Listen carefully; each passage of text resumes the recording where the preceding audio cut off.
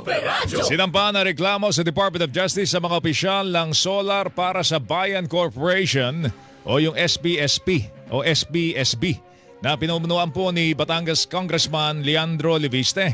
Sa inihaing reklamo ni Energy Secretary Sharon Garin nakasaad na nabigo ang naturang kumpanya na tuparin ang obligasyon po nito na makapaghatid ng kuryente sa mga lugar na kulang o walang supply.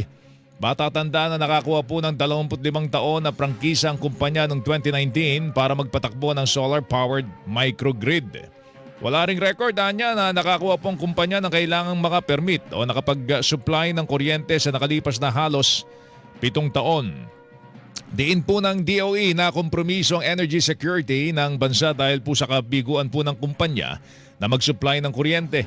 Agad naman o ayon naman sa DOJ, pinag-aaralan pa nila ang mga reklamo ng DOE at kung may sapat na batayan, sila magsasagawa ng preliminary investigation.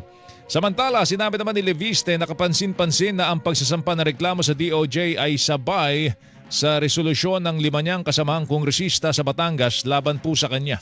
Tinawag nga nilang walang basihan, malisyoso o irresponsable ang mga aligasyon ni Leviste ng korupsyon laban naman kay Executive Secretary Ralph Recto.